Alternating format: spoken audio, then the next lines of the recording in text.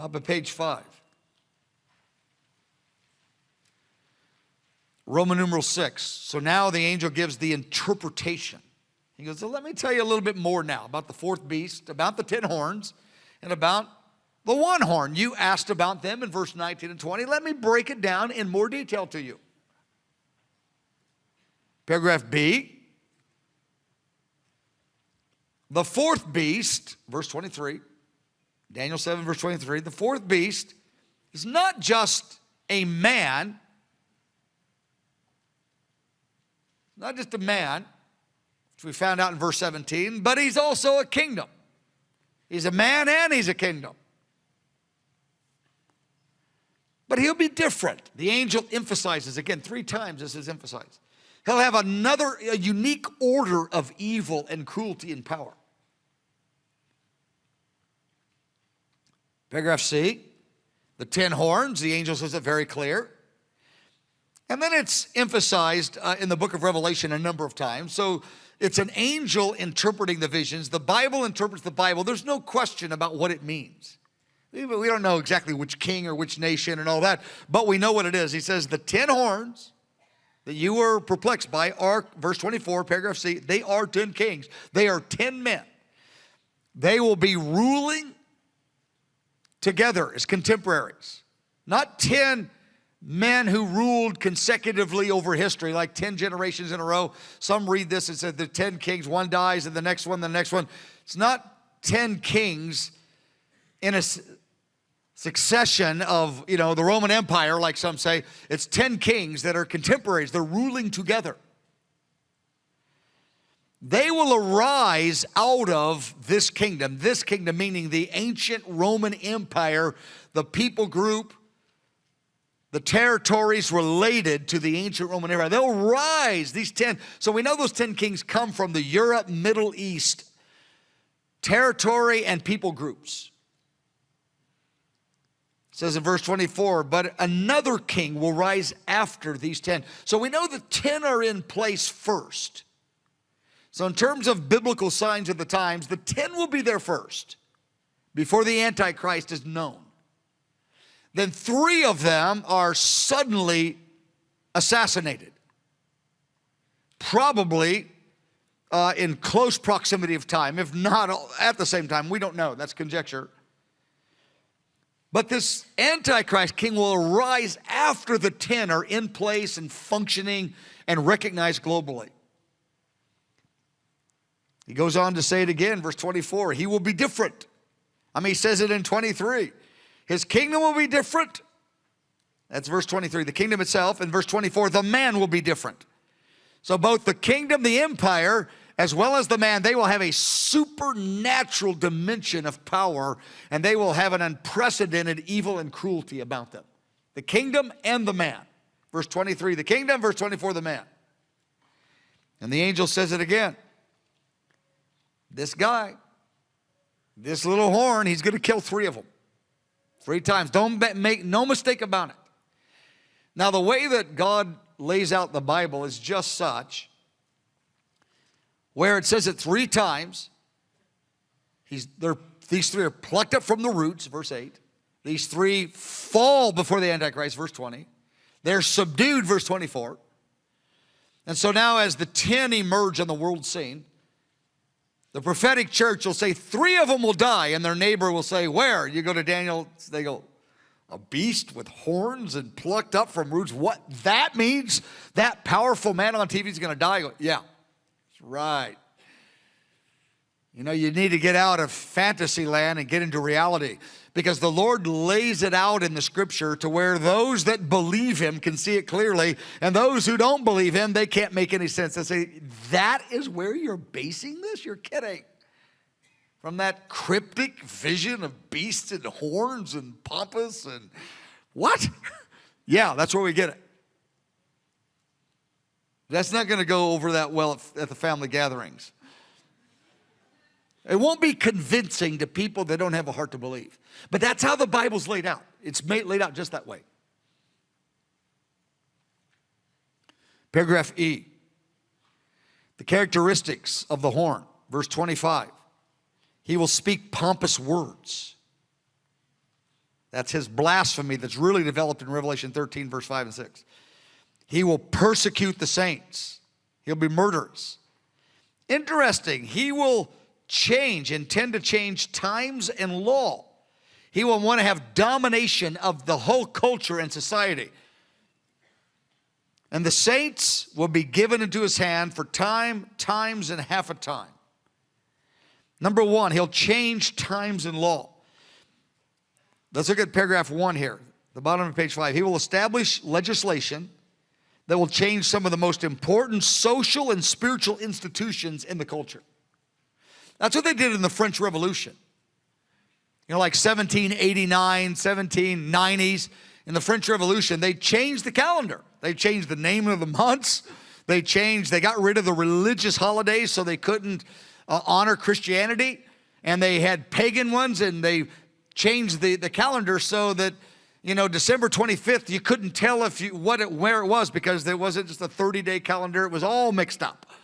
And nobody could tell where they were to celebrate the important dates of history. To remove the influence of those events from culture is the idea. So he'll change times and he'll change law. He'll change the calendar and he'll change law. He'll use the legal system as a tool of oppression. First, he'll take away civil liberties.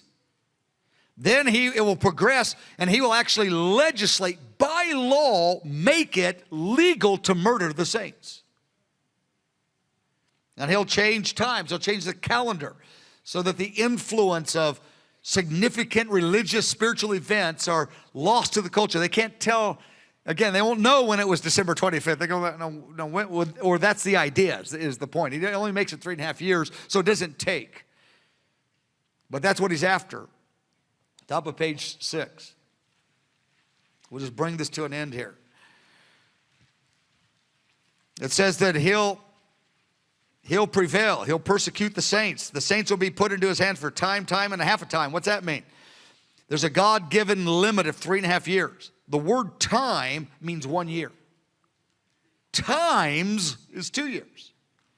Half a time is a half a year. How do you know? That's what that means. Paragraph 2. I'm going to answer you. I'm not Ask Wes in the Q&A. No, it's pretty clear. That's what it means. Because there's 8 scriptures. Look at paragraph 2 in the middle. And 4 phrases that each describe the 3.5-year period. When you compare them, one time it says time, and half a time, and the other time it says 42 months. The other time it says 1,260 days, which is 42 months. And they're the same events, but different terminology, used by Daniel and used by John. When you compare those 8 scriptures together, and the events they describe, time, and half a times describes an event, and then 42 months describes an event, so we know that time, and half a times is the same time frame. And I believe the reason the Lord did this, one of the main reasons, there's probably many reasons, he wanted to make it impossible to dismiss this as just symbolic. Because he said it 4 different ways that cannot be mistaken if you compare them together. It is literally 3.5 years. Paragraph F. In Daniel 7, he says the saints are going to be put into his hands. That means he's going to kill them. That's Daniel 7. It's not for 17 more years. Because this is the first vision of Daniel's, of the end of Daniel's life. The 4th one, because he has 4 of them at the end. 4 in his latter years. 17 years later, the angel comes and says, let me tell you why the saints are going to be killed. So for 17 years, he doesn't have the clear answer. I appreciate us having it right off the day 1 here. Daniel 11, it's in one vision. Daniel 11 and Daniel 12 is the same vision. So the angel says it twice in the same vision. 17 years later. It says, Daniel, verse 35 of Daniel 11. Some of those of understanding, the people of understanding, the people who understand what's going on, the prophetic believers, they'll fall. Doesn't mean they'll stumble in sin. It means they'll be killed. In the sense, like it says, these three of these kings will fall. They'll be killed. Remember, we looked at a few minutes ago that 3 in verse 20, they fell. The word fall here means killed. Why? Even some of the anointed men and women of great understanding, they'll be martyred. Why? It will produce an impact in the larger body of Christ to refine and purify and make them white. It'll cause many believers saying, even the favored, anointed ones are being martyred, like the apostles were martyred. And then many believers will say, we need to be in this for God, for real, till the end, no matter what. This is where this thing is going. And it will have a purifying effect. Many people will fall away and many people will be gathered in because they're looking for something to throw their whole life into. And they see the glory of God in the midst of the church. Then chapter 12, verse 10, it's the same vision. The angel says it again to Daniel. It's to purify him. Paragraph H. Then, when the whole process is over, the kingdom, the dominion, the greatness of the kingdoms, plural, all the empires of the earth, under the whole heaven, all kingdoms mean empires or nations, all worldwide, plural. They shall be transferred and given to the people of God, taken from the Antichrist and his leaders, and the saints of the Most High. They'll be given to them, and his kingdom is an everlasting kingdom. All the dominions of the earth will serve and obey the Son of Man, from verse 13 and 14.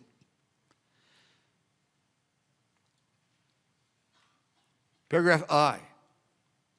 Jesus in Revelation 3, verse 21, he says this. He references this truth. He goes, those that overcome, they will sit with me on thrones. Literally, they will rule the earth with me. Not just spiritually. I mean, there's a spiritual reign now. But I mean physically, the whole earth. You'll have a resurrected body. You'll be involved. Saints with resurrected bodies will be involved in governing, literally governing the earth. John 17, verse 24. I mean, Jesus wants partnership. He's a bridegroom king. He's not just a king. He's a bridegroom king. He wants partnership.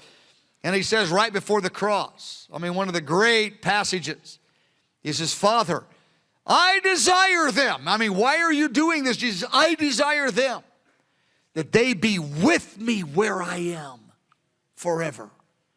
They would behold my glory, not just witness at a distance. They would experience, they would encounter, they would be with me in the glory of God, is what he's talking about ultimately here. Beloved, the Son of Man is more than a king. He's a bridegroom king. His plan is so that his people rule with him forever in love. See, why don't he just wave his hand and everybody rule in love? Because he wants people to rule in love forever who chose love in this age. So he is the ultimate environment for the glory of God and for persecution, for people to choose love to go at the deepest level. And I'll end with this, that God has chosen the least severe means to bring the most amount of people to the deepest levels of love without violating anyone's free will. He doesn't want people ruling in the resurrection who did not choose love in this age when they were in the flesh, in their bodies. He wants people that believed in love and gave themselves to love now, to rule in love over others then. And this is the environment he has chosen in his wisdom.